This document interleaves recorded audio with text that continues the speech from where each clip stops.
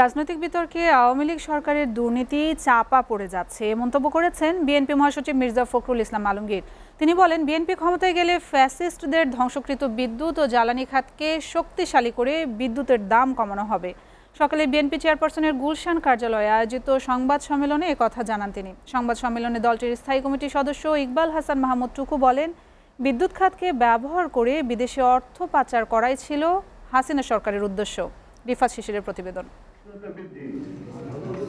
আওয়ামী লীগ আমলে বিদ্যুৎ ও জ্বালানি খাতের দুর্নীতি নিয়ে গুলশানে বিএনপি চেয়ারপারসনের কার্যালয়ে সংবাদ সম্মেলনের আয়োজন করা হয়। এতে উপস্থিত ছিলেন মির্জা ফখরুল ইসলাম আলমগীর সহ দলটির স্থায়ী কমিটির সদস্যরা।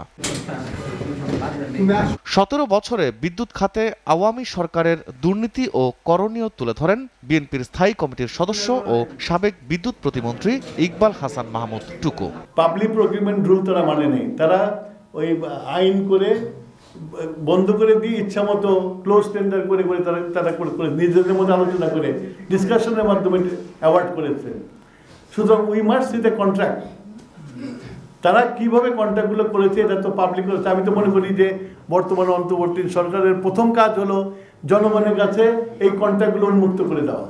2009 সাল থেকে শুরু করে কৃত্রিম বিদ্যুৎ সংকট তৈরির মাধ্যমে জনমনে ভীতি সৃষ্টি করেছিল জানিয়ে তিনি বলেন, সেবামূলক বিদ্যুৎ খাতকে ব্যবসায়ী খাত বানিয়েছিল আওয়ামী সরকার। লক্ষ্য ছিল হাজার হাজার কোটি টাকা পাচার করা।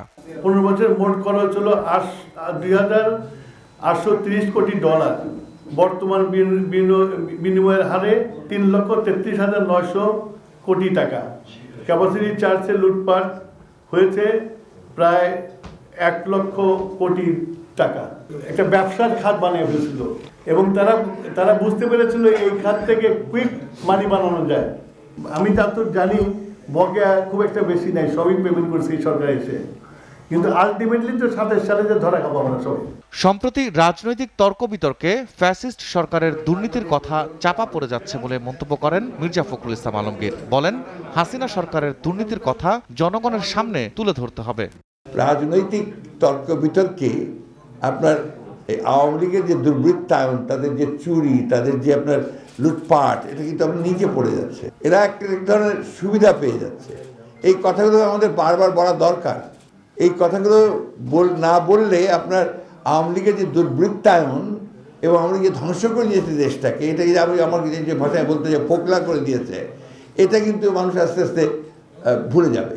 বিএনপি ক্ষমতায় আসলে বিদ্যুৎ খাতের পুনর্মূল্যায়ন করে এ খাতকে শক্তিশালী করা হবে বলেও জানান বিএনপি মহাসচিব। পুরো বিষয়টি আমরা রিভিউ করব, আমরা বলেছি ইতিমধ্যে, এবং রিভিউ করে আমরা সেই হিসাবে যেটা প্রয়োজনীয় সে ব্যাপারে ব্যবস্থা নেব। রিফাত শিশির, SA TV, ঢাকা।